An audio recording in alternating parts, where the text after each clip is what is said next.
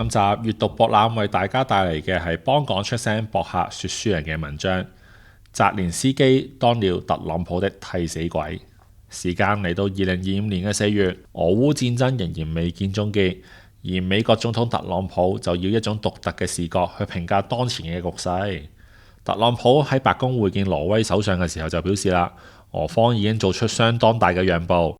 呢一個所謂嘅讓步係乜嘢呢？特朗普嘅原話就係俄羅斯願意停止戰爭，願意停止佔領成個國家。呢一個係一個相當大嘅讓步。呢種邏輯實在係令人回味，彷彿唔徹底控制成個國家已經係極大嘅善意。呢一種思維方式反映出特朗普對戰爭嘅特色解讀，亦都令人不禁思考佢背後嘅真實動機啊！特朗普喺競選期間曾經揚言24個鐘頭之內結束俄烏戰爭，但係之後一直都未見到佢有啲咩積極嘅行動。如今佢似乎就急於兌現呢一個一早就已經過晒期嘅承諾。根據報道，佢已經為俄烏談判設定咗最後嘅期限。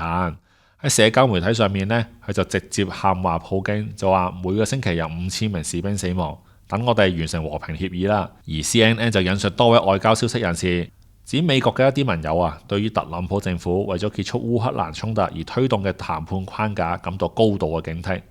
呢一種警惕並非冇依據嘅。點解特朗普要咁急切想要結束呢一場衝突？答案或者同美國國內嘅局勢息息相關啦。特朗普政府自從上任以嚟所發動嘅大規模關稅戰，已經開始反噬緊美國嘅經濟。美國國內對一啲貿易政策嘅不滿聲浪正喺度增加。早前更加全國爆發大規模嘅反政府示威，抗議特朗普嘅一系列政策，場數更加係超過700場啦。華爾街日報就好直白咁樣評論啦，就話中國已經睇穿咗白宮嘅虛張聲勢，對於美國嘅反制措施都產生咗效果，包括關稅嘅反擊、管制稀土出口等等，並且最終得出中國睇嚟已經贏咗呢一輪嘅結論。CNN 又報道啦，美方早前喺巴黎提交嘅框架提議烏克蘭作出一個重大嘅犧牲，包括美國承認克里米亞嘅歸屬問題，同埋烏克蘭可能需要接受部分領土嘅現狀。